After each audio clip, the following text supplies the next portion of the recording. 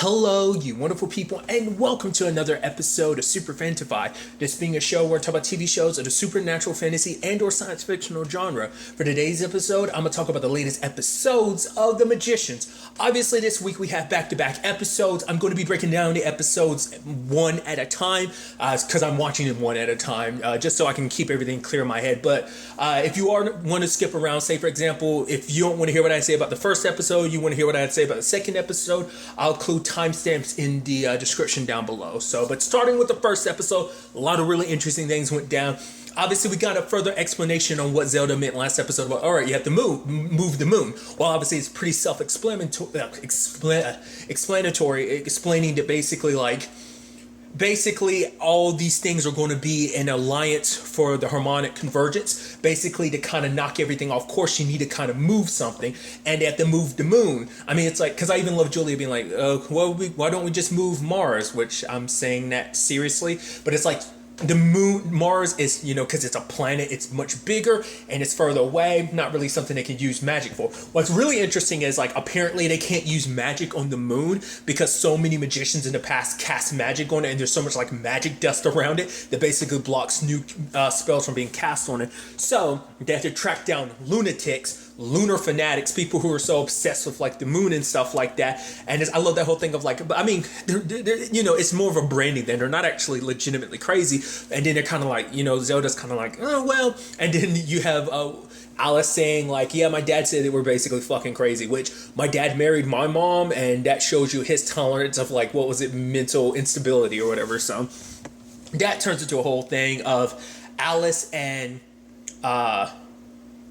Julia having to go meet one particular lunatic, and basically her breaking it down, being like, no, the moon's not an it. She likes to be referred to as a pronoun of her, and basically you don't move her, she moves herself. Like, basically you have to cast a spell, you have to get moon brain, then you cast a spell, and you have to wait for her mood to change. It's like, red means she's not listening, yellow, she's thinking about it, and green, she's more open-minded to what you need done. So I think that's really interesting. I even love Julia being like, oh, is it like, oh, like red, yellow, green? Like, did the person who picked the colors also make stoplights? And she's like, yeah. And Julia's like, oh. She was kind of supposed to, she was being sarcastic, but it ended up being real, so. But nevertheless, they look deeper into this moon brain thing, and it's like, oh yeah, how does this whole thing operate? Oh yeah, you literally have to go 5 days without sleep. Also, I love that basically almost the entire squad gets together for this whole situation, because you have Margot, Josh, and Elliot returning from Fillory to help out with this. I also thought it was interesting because Margot was like, yeah, I'm here trying to avoid Josh. I've kind of done my best to avoid him because he wants to talk about a relationship and stuff like that. And I think Margot not being the biggest one talking about her feelings and stuff like that, especially because obviously she likes Josh and she feels bad about the whole complicated thing of like, well, I tried to leave you in the past to die. And he wants to talk about it. She doesn't want to, but her avoidance only goes so far, so... But now they're in this whole situation of also because they have to stay awake for 5 days, they can't use magic. It needs to be a natural process, so not even partying. So them slowly but surely like making sure to stay awake. It leads to some interesting situations. I even love at one point, you have Josh being like, because I love at one point Margot's asking, she's like, give me some of that powder stuff, and he's like, no, I don't think so. She's like, I'm asking for cocaine. He's like, I get it, you're asking for cocaine, but then he's like, yeah, I got some special stuff I can make for some like muffins or whatever, and she's like, and Margot's like, oh, you mean like, let me guess, is it meth? And he's like, no, it's a very organic legal substance. And then Elliot's like, yeah, that's what I would say too if I was trying to convince us to take meth. And everyone else just kind of, yeah, nods along like, yeah, that's true. So it's like, I wonder, is it meth? The way things later on kind of go about, it kind of implies that it is meth. So it is interesting, kind of this whole like sleep deprived situation, everyone trying to handle it. I figured Josh ended up falling asleep the moment Margot was like, I want to be naked and talk about my feelings. I was like, oh, for one, because I'm about to say, I was like, at first I was like, is Margot trying to circumvent this whole awkward Josh situation? But I'm like, oh, let's bang it out. But then she starts talking about her feelings. I was like, she wants, I'm going to talk about my feelings one by one. It's like, oh yeah, you're dreaming, Josh. I was like, oh, I can tell you're super dreaming. The moment Margot said like, oh, I want to talk about my feelings, I was like, fuck that. Margot doesn't want to talk about her feelings. Hell no. But then it's like, oh, Josh ended up falling asleep, and I love, it's like, oh, what are we going to do? Because basically the convergence is happening in 5 days. They have to do, obviously this non-sleep thing has to go for 5 days, so they have to, like, the timing, the window is super small, so they have to try and figure out that whole, you know, situation. So I thought that was kind of interesting. And I love Julia being like, you know what, guys, I can't give like the great speech, but the fact of the matter is, she's like, I'm going to give this all I can until, you know, if the world ends, at least I die knowing I tried. And I love Elliot being like, yeah, Julia's right. She is shitty at these motivational talks, but hey, you know what? I'm down with her, and literally the entire squad is too. I love that. I mean, because truth be told, this is Julia's first time being of like full frontal seat of being like, yeah, it's hero time, essentially, you know. So obviously they gotta, you know, they're trying to stay awake. Everyone's getting like Josh doing everything he can to try and keep everyone awake. It's, you know, even spraying Julia in the face with like a water gun, because I was like, yeah, they're literally down to the 12-hour mark of how long they have to stay awake for this whole moon ring situation. And so I also love that the guy they go after, the like super rich dude, he's the one that created what was it, like, it was like related to stuff. It's always interesting when they put a magic spin to everything, being like, oh yeah, like what was it like this time it was like he was like the one who made like ad blocker or something like that, was like one of the things he made, but he's the one that's got one of the moon rocks, because they've been unsuccessful getting moon rocks literally any other situation. So it's like, yeah, we kind of have to find a way through this. So they try to go to the dude to get the moon rock, but it's so interesting because, like, I mean, this episode kind of proves just how a lot of people are just assholes looking out for themselves in this situation. We're literally trying to save the world, because it's like, oh, but the world's not necessarily going to end. What's most likely going to happen is, the fact is, you know, quite a few people are going to die, and the dude is like, oh, but, you know, I'm going to do what all I can to help and stuff. It's like, all right, so when the world is basically burning, when a lot of people end up dying, you're going to be there swooping in to be the hero and save the day and make a hell of a profit. So it's like, okay, so that's your shtick in this whole situation. So I was like, okay. I was like, I don't know why you're kind of doing that, but I guess it's just kind of like, well, you're a rich asshole just trying to get richer. You love money and power and position, so there's that. I do love the entire episode that Elliot literally is kind of off, because he keeps hearing something. Like, no one's in the right mind, but then Elliot keeps looking off. And I did like this moment him and Julia had, where Julia was like, I know what's kind of going through. He's like, what? Because at first I was like, what is it about? But then it's like, because Julia's like, at first she's like, the early days, you know, kind of get complicated because she can't pick up her phone, try to call Quentin. That's that issue. But then she's like, because the more and more sleep you have, the less and less sleep you have, the more like the darker parts of your brain unlock. So for her, it's like she remembered what it was like to have the sister inside of her last season. She was aware of it the entire time.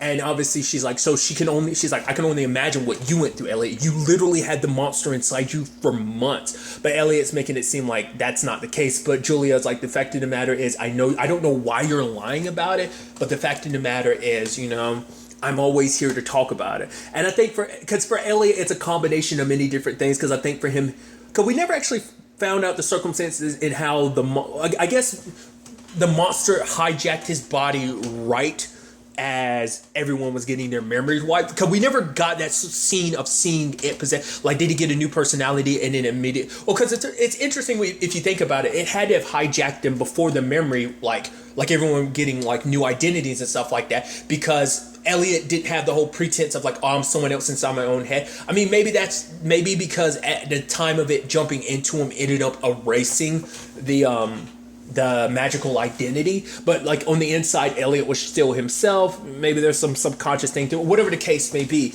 But for Elliot, it's a thing of like being aware of everything that it did, killing all those people, threatening the people that you care about, you know, not being able to control yourself, because he blames himself because this is all connected to Quentin too. So I think he resolved a lot of that, but maybe there's still underlying issues. It's still kind of the thing of, I mean, we didn't see everything the monster did in that time. The time before it ended up tracking down Quentin, who knows what it did, and then a lot of the times when it wasn't with the group, you know, it was doing a lot of killing and stuff like that. So I'm sure that all kind of weighs on Elliot, because I mean, Elliot's already kind of got major issues. Obviously the course of the series has kind of told us that was already kind of an underlining thing, but you add on top of that, like, you know, because Elliot tries, because Elliot's way to compensate from stuff is kind of being very like sarcastic, and obviously he drinks, and obviously he's trying to pull away from. I mean, he still drinks his stuff, but his codependency on other means of handling stuff. I mean, it's literally been there since the beginning of the series that Elliot doesn't handle stuff well. He kind of bottles stuff up and doesn't really ask for help. It's just his way of things. He's always been like that. Obviously, it caused issues in season 1, but for him, it's always been an issue that I think he tries to keep his shit more together and not rely on other substances to kind of get him through, because he remembers just all the mistakes that he made. Remember, like, all the stuff he went through in his remembrance, and I think this kind of tops all of it, like this particular situation. Like, if I was stronger, maybe I could have fought against the monster and stopped it from possessing me, and maybe we wouldn't be in the situation we were in and continue to be in just as a byproduct of all of it, So I think that's an element to it. But I thought was interesting was Margot was over listening, because for her, it's the thing of it's one thing that Elliot won't talk to her about it, because like they're besties. They used to talk about everything, but obviously it's like, for one, I still don't know if he ever told her. Like, once again, I believe the only person that knows about how he really felt about Quentin is Alice. I don't think anyone else on the team really knows, and that's still something once again, I think, because Margot was still under the impression like, oh, you lost one of your good friends. It's like, you lost the guy that you were in love with. I mean, same thing happened. Like, obviously he had a breakdown like in season 1 when he lost Mike. That was a whole thing, so that's just kind of an interesting element. It turns out the ward that's around the moon rock is by Mayakovsky. Which the last time we saw, he kind of had a form of dementia. So I was like, because I was wondering if, because the thing is, last season, he was like, the fact of the matter is, I'll forget anyway, because, he was drinking heavily. He's like, oh, I'll end up forgetting all of this anyway. But I was thinking maybe meeting Quentin, like when Quentin kind of went back and possessed his body from like season 1, maybe that situation, maybe he changed the past, and Mayakovsky like prepare stuff so that whole situation changed a little bit. I don't know. But then we find out, oh no, his daughter Natasha is there, which is interesting. And she wants Alice, and because she dated Home Dude, and I love her being like, yeah, after I put the ward around that space rock, I found him being pegged by the maid, and not the one I agreed to for with the threesomes. And then like, Alice and Julia kind of look at yeah. So I love that moment. But also what was really interesting is her being like, yeah, if you want my help, I need something in return. I need a shade. And I'm like, that's interesting, and it's very specific. It's very interesting that who are the two people she asked about the shade situation, Alice and Julia, who are literally the two characters who've had experience with the whole shade thing. Obviously, like, Alice lost her shade when she became a Niffin. Obviously, Julia lost her shade because it got scratched, it got cut away when she was having that whole situation with Reynard's baby, that whole thing. So it's like interesting that the two, we never actually got a resolution to like what they did about that shade situation. It just kind of skipped over that. I'm like, what the hell is that about? Maybe that's something, maybe not. It's like, how did you handle that? Not unless I missed something, but I skipped through commercials and stuff like that. I feel like it felt like there was a missing scene in that. I don't know what to kind of make of that, but regardless, it just seemed interesting. Like, we just kind of skip over that. Like, how did you find a solution to that? So, nevertheless, they're all coming up with a plan to try and deal with this. At the same time, you have Zelda and Katie all kind of dealing with this whole book depository situation. Because obviously, Katie's like, oh, I'm not asking you for help. Basically, I'm giving you an opportunity to make up for the problem that you caused. It's like, well, yeah, you and the other librarians are the reason why this whole situation with the hedge witches came about. So, but as they're like, I love it. Katie's not really in the best mindset because she's worried about the whole leaving Fog behind situation, which I love Zelda kind of giving her a little more insight, being like, the fact of the matter is that place, like, you got spit out because you had something to do. Fog has so many demons that he's drowning in it. Like, that's why he ended up staying there. So he's got so much shit.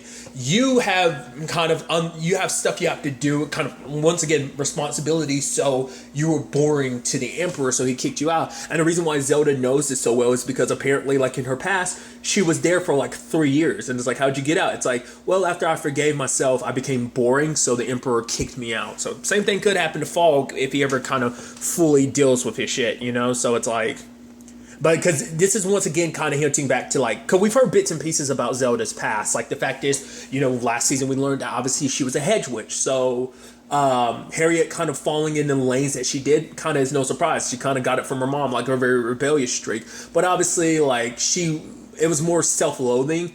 And I guess eventually Everett found her after that point, after getting kicked out and of that plane, and ended up kind of bringing her into the library. It's kind of crazy because you would never think.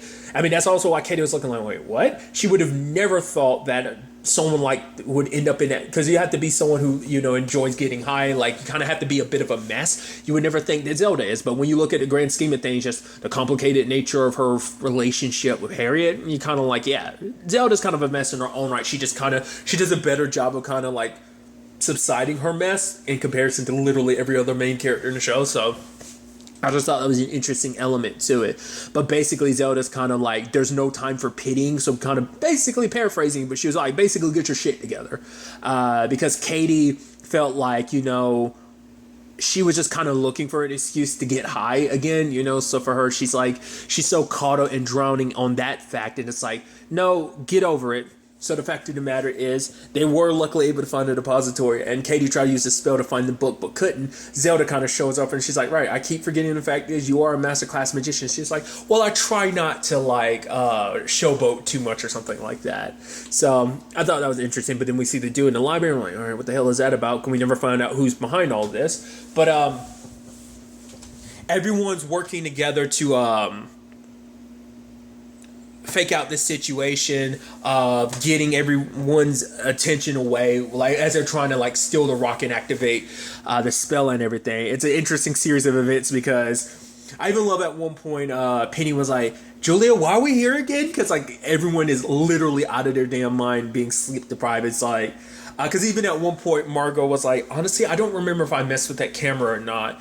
And she's like, what? You don't remember Josh is like, you don't remember 5 seconds ago? She's like, I've basically haven't had short-term memory for the past 2 days. She's like, I mean, I've been worrying about Elliot and also feeling bad about leaving you in the past to die. And Josh was like, really? And she's like, snaps to me, she's like, whoa, moon brain, it's crazy. Right? Wait, why are you looking at me like that? This is all taken care of. Let's go. Obviously, Natasha got caught on the camera, so it's like, yeah, because her short-term memory was frazzled. She wasn't thinking straight. So, but nevertheless, it was an interesting turn of events with everything. Josh, Penny, and Margot getting captured. And then I love at one point he falls asleep, and I love Penny being like, what happened? And Margot was like, yeah, that's basically his flight or fight response. SOB kind of fell asleep again because that's kind of like his fight or flight response or whatever. It's like, that's an interesting fight or flight response. But then everyone else falls asleep. It's like, what the hell is... I was like, oh, at first I was like, oh, did Josh do something? Did Josh kind of like cast a spell? Did he do something where it's like, oh, they have to imitate him? Or did he like... And is he going to wake up and like, hi, I did it or something? Like, that's what I was wondering, like, what was going on there? At the same time, Elliot, Julia, and Alice are trying to enact a spell, but obviously we see the whole situation with Elliot being, he can't escape the monster because it's manifesting itself, because he kept being like, let me out, and he saw let me out written in blood, and it was all in his head. I was like, but could it be that there's actually a fragment of the monster still alive inside of him? Maybe, maybe not. I was wondering about that. I was like, that's really interesting. Maybe something, I was like, maybe, or it's like, it's 100% just a psychological thing of like the guilt and just all that he's carrying, the weight of all that with like carrying that monster for so long. Because like I said, Julia felt it, and she was the monster had possessed her the sister had only possessed her for a short amount of time, but the brother was inside of Elliot for months. So, and once again, just Elliot being who he is, he's not the biggest on Sherry. He drinks and heavily medicates and buries shit. That's kind of his issue, So, once again, it's special because of the whole Quentin thing. So, but then we get the reveal of like, all right, what's this all about? Oh, lo and behold, it's Morena. And I'm like, holy crap. I was like, I was trying to remember when the last time we saw her. It would have to be the whole, like, her and Penny 23 thing, when that dude was like, yeah, I got to send you back to your own time because it's interfering with the thing that he was using to basically keep his mom alive. Like, I think that was the last episode we saw Marina. And so it's also interesting too, because she's got the new blonde look. Turns out she's the one behind the depository. I'm like, what the hell is up with that? Once again, assholes kind of wanted to take advantage of this harmonic convergence situation. So it's like, you know, plenty of people will die. She's like, that world won't end, but people will die. But it's like, what is she planning? You know? It's like every time you think like, oh, I mean, Moreno has shown that she can be a good person. To be fair, that was Moreno 40, who went through different experiences. I mean, Moreno obviously came from the one of the many crappy timelines, that being 23. So it's, I don't know. But then, like, luckily, Elliot was able to perform the spell, but sadly, Moreno was kind of fighting him on it, and lo and behold, rather trying to move the moon because of both of them pushing and pulling, because of how powerful they became, it was no longer about the moon kind of moving on its own. They were kind of pushing and shoving it. It was kind of being torn in two different directions, because they were saying, like, once she's in that state, she's malleable to what everyone wants, to what anyone wants, and the moon proceeds to split in half, and it's like, oh, in our attempt to stop the apocalypse, we fucked things up and made things worse. Man, the magicians just pulled a Legends of Tomorrow. Oh, so beautiful, so beautiful.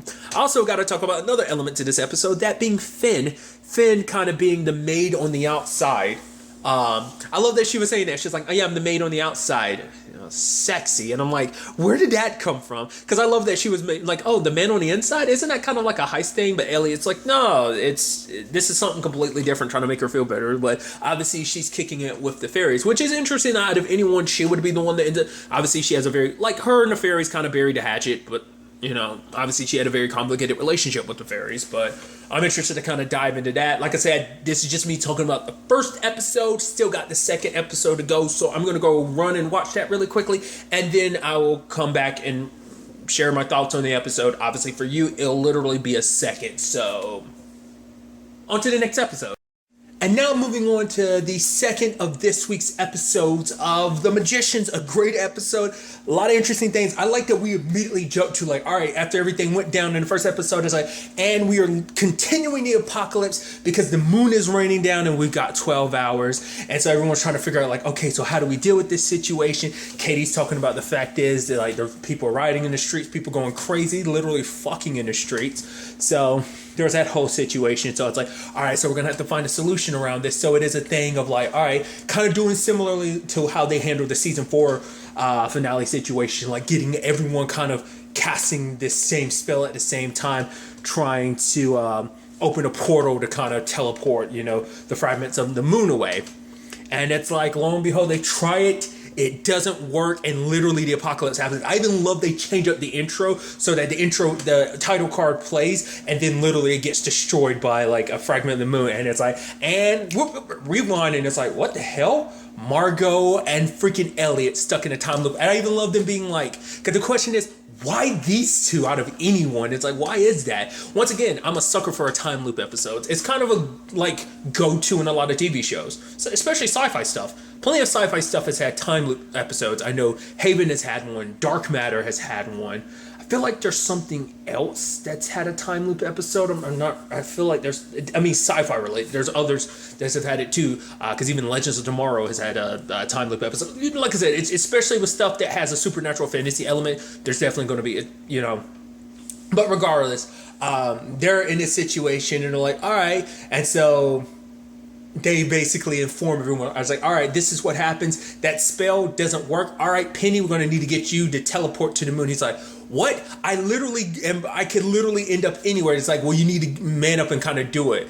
And then he's looking around and everyone's just kind of shrugging their shoulders like, yeah, you got to do this. Penny's like, well, you know what? Well, fuck all of you. Fine, I'm going to do it. Obviously, does not end well because all we see is a whole bunch of blood in his shoe and Josh screaming. Everyone's just like, oh my God.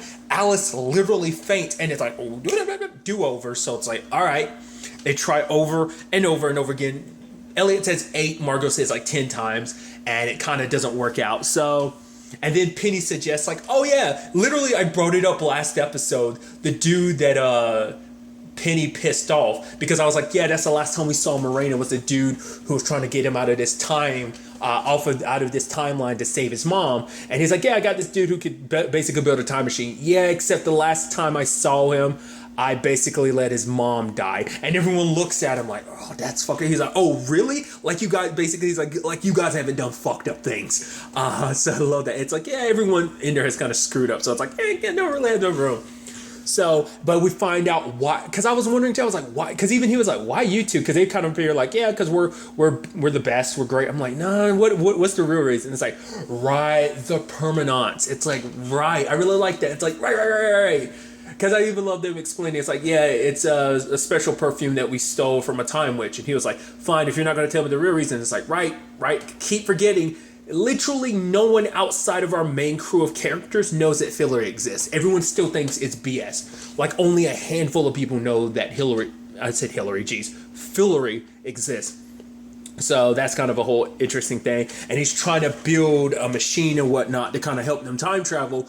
Because obviously everything keeps resetting time to 12 hours beforehand. But it's like, hey, if we could go back prior to the moon getting ripped apart, then we can be good. But Home Dude can't time travel because, like, well, it takes something powerful and ancient to block time travel. And it's like, oh, that's time magic is being blocked literally by the moon. But it isn't just time that's being stopped. Even them going to Fillory, so they can't even ask Jane about this whole situation. So it's like, well, we're kind of screwed on all those fronts as well. So they decide to, hey, we're going to party it up until we basically get a good enough idea to kind of figure it out.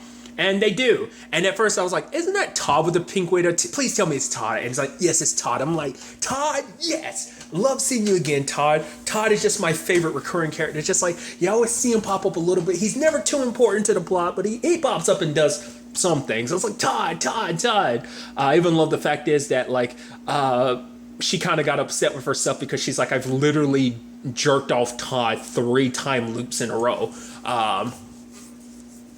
But obviously they were trying to come up with ideas, but it wasn't working. Obviously Elliot's still tripping about that situation. So I was like, all right, because at first it seemed like, all right, maybe he kind of confronted it last episode because he did show up in time to kind of, well, obviously, help out with the moon situation. Obviously it didn't end well, but still. But it's like he's hearing a voice again and everything. And then we get that strange thing of like, Margot, like, because he's telling Margot, he's trying to, because obviously he's part, it's interesting because I brought it up during my discussion, like the first episode of like how like Elliot kind of compensates by like drinking and drugging, and he's kind of doing that now, trying to bury this shit as much as he can, and he's trying to ignore the whispers and everything, so he's drinking, he's doing all types of drugs. Margot's like, but I've got it figured out, so you'll have to hit the situation so hard. She's like, so basically explain, like, let me know, like, what's going on. And he tries to, because he's like, the monster's still inside of me, it's trying to, but she's like, no, you're just kind of, like, out of your mind right now. It's kind of interesting, because we immediately, I guess because under the circumstances, like, the situation kind of got them out of their moon brain. I guess the moon brain kind of wore off immediately because it seems like, because it's immediately after it's like, oh, we've got 12 hours left now. Well, because I actually changed that because I think they reference like we need to go back at least like 48 hours to get to like before the, so like I think there is a time frame in between the first half of the, like the first episode and the second episode. It isn't just a 12-hour frame. That's just how much time they had at this point in time. But I think regardless of all of that. But Margot wouldn't believe him, which I was thinking that was weird. I was like, why aren't you believing him? He's like, I literally told you what's up. But she just thinks he's kind of out of his mind right now. So, but she goes off and then the time loop repeats and he's just like, talking to her. But she's like, wait, what did I do yesterday? And it's like, oh, Margot. At first I was like, because my thought was like, oh, the permanence, it wore off. I was like, so Elliot must have a limited amount of time. But now he's kind of going through this alone. So I thought that was kind of, interesting. And obviously he's kind of dealing with this on his own, doesn't have anyone to talk to, except he ends up talking to Josh and telling Josh. I even love Josh, obviously making references to like, oh yeah, all the time it was like Groundhog's Day, so on and so forth. I even love him being like referencing Edge of Tomorrow. And he's like, well, why change it from all you need is kill? And I appreciate that because very rarely do I ever hear people bring up the manga that is originally based on it. If you're unaware, Edge of Tomorrow, Live, Die, Repeat, whatever we're going to go about titling it, is based on a manga called All You Need Is Kill. I can never remember the title because I didn't remember the English translation. I've stumbled across the manga before. I've never read it, but I think I've seen the Japanese title. I've never seen the translated title because, But it's like, why don't you? But I like him being like, why didn't they go with that rather than go with Edge of Tomorrow and this? I guess it's kind of like a harsh title. All you need is kill, right? Because it just also reminded me, Happy Death Day to you. Throwing in some like super recent references as well. So I just thought all that was kind of pretty neat.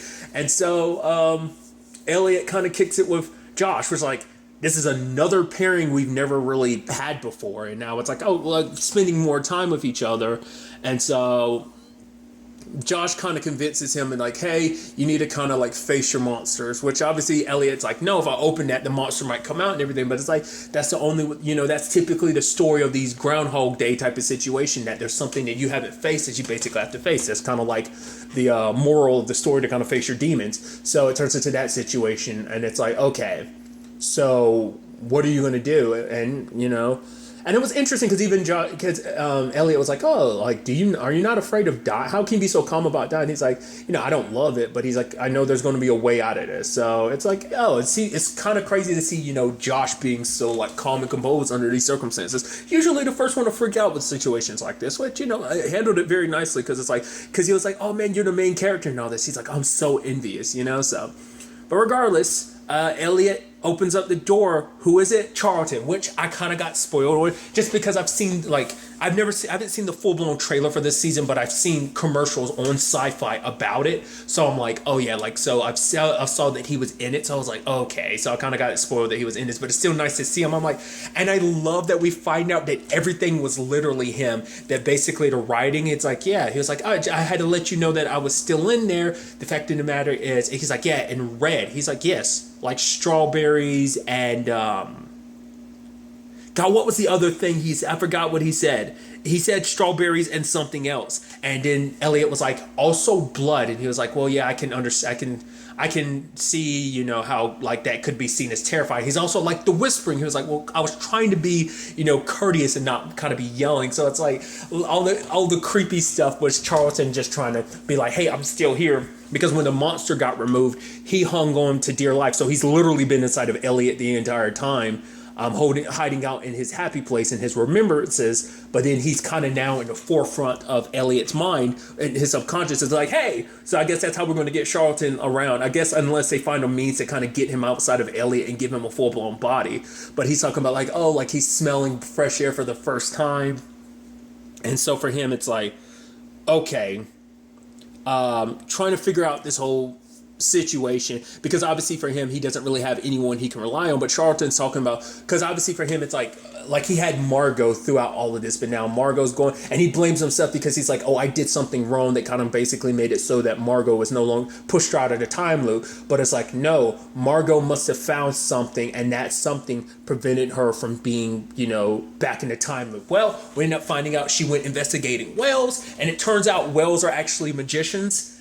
They made a pact with the old gods that basically they'll circle around the seafloor and make sigils because they're trying to keep the Kraken at bay. But basically every time the seal is broken, basically what ends up happening is there's something set in place to basically continue the time loop and take it back 12 hours to kind of prevent the Kraken from being released. But it's a catch-22 type of situation, because it's a literal loop that feeds itself, because hey, they're trying to keep the Kraken from being released, but that gets released by the moon crashing into the earth, and that frees the Kraken, so it sets back time, but that in turn keeps things moving forward in that same way. So and obviously they ended up getting rid of Margot's prominence because, well, Margot's Margot, and they didn't appreciate her, because they're doing, it's like, oh yeah, you try to kill all the whales, and they didn't appreciate that, so they got rid of your permanence, because for her, she figured that would be the way to kind of deal with this whole situation. But they're not willing to listen, because they're just kind of like, well, we're stuck in this manner, but the fact of the matter is, this is our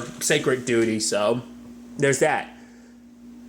But Elliot turns to the rest of the group, and it's like, oh, Alice, what do you know about whales? And it's like, well, their closest relative is hippos, which I think that's an interesting fact. And also their mating season is in fall. And I love Charlton. I'm like, oh my God, really?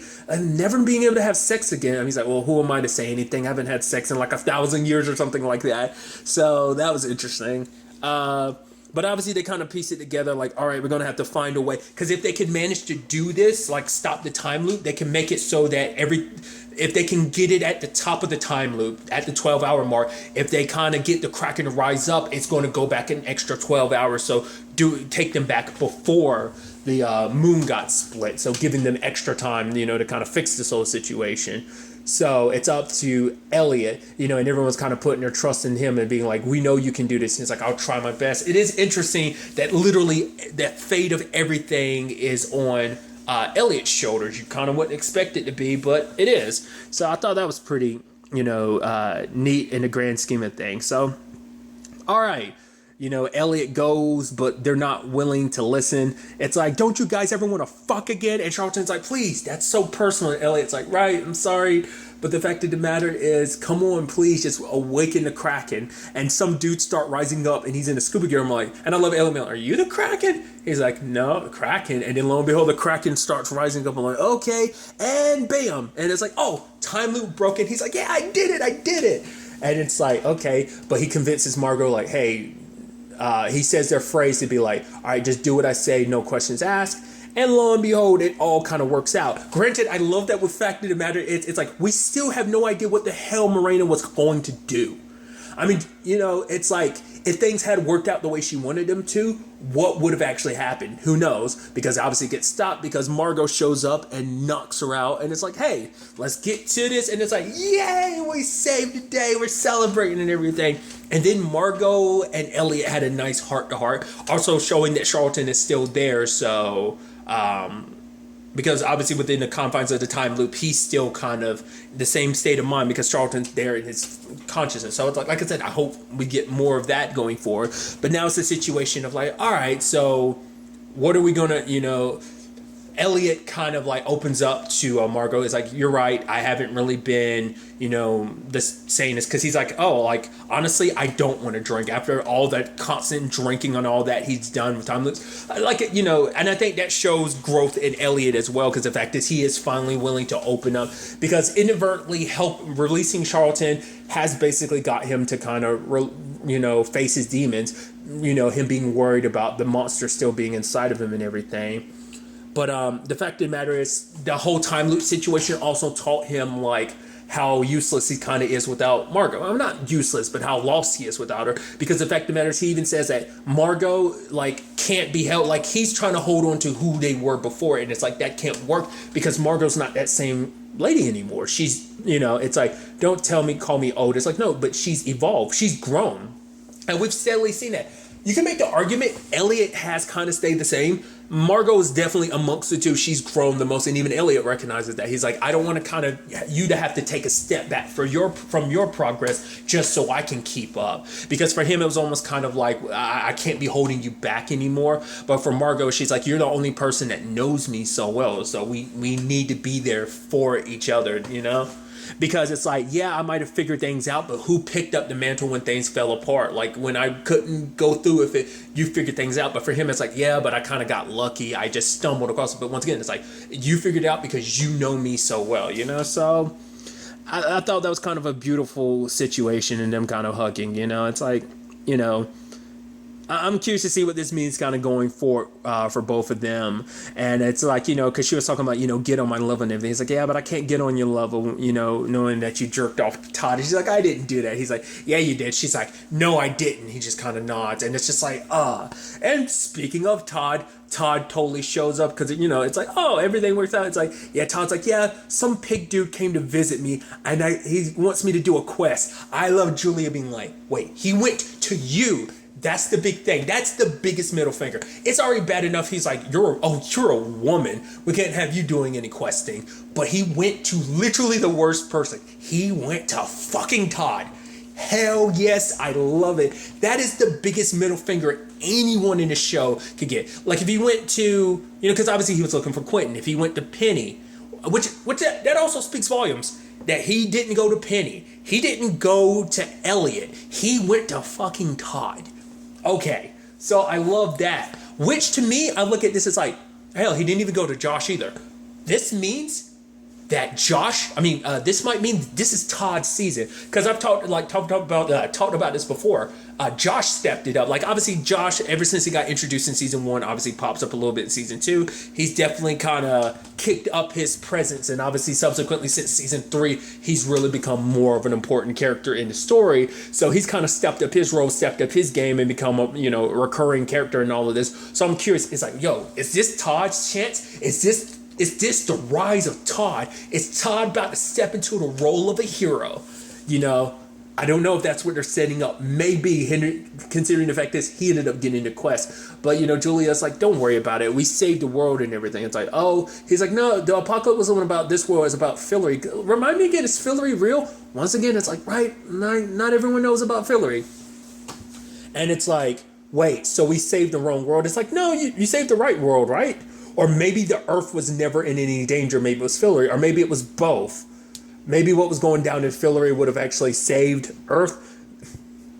So once again, maybe it seems they did a situation of a legend situation. They went from making a situation, they tried to fix something, made it worse, and then fixed it, but still made things worse, and then still have not fully solved the problem, because now Julia's like, so, yeah, there's still an apocalypse happening. Of course. It's just like, because I feel like they've never stumbled this much. Because usually it's like everything is at the grand scheme of like, yeah, the apocalypse thing that we're stopping is like, here we are at the end of it. At the end of the season, we say today, it's like they literally did it halfway through the season twice. And, well, not everyone's going to remember the second time, but, you know, they stopped the apocalypse, but it's like, oh no, some shit's going down in Fillory, which obviously Finn's kind of, you know, we never circle back to her story to find out what that's all about. But I'm assuming whatever it is would have something to do with the Dark King. I'm curious to find out what this quest is about. Like I said, hopefully it'd be really cool if we got more Todd because of this. And he's like, yeah, because I was given a quest and everything, I kind of have to do all the heroing. I'm like, please tell me, please. I also love that Margot comes out and she's like, ugh, and she kind of turns around because she doesn't want to be around Todd. To be fair, no one's going to remember the fact that you jerked off Todd 3 different time loops. Well, not just 3 different time loops, 3 back-to-back time loops. So there's that whole situation. I'm also curious to see, like, well, because, like, I wonder because the whole point was, like, the Permanauts was being washed off of him, so that's no longer a thing, which I'm curious, is he going to circle back to Jane at any point in time, Elliot, with that whole situation? Maybe not, you know, we'll kind of see, but luckily everything, you know, worked out in the end. But once again, Morena's still out there, and I'm like, are we ever going to find out what she was up to, why she took the whole depository? Maybe that's just going to be like, while they're dealing with the apocalypse, Katie's going to be figuring that out. Maybe her, Zelda, and Harriet. Maybe. I don't know. But I am very, very interested to see where all of this takes us going forward into the next episode. But really, that's all I want to talk about. So the next time we meet, be happy, be safe, live life to the fullest, and enjoy it. Good day, and goodbye.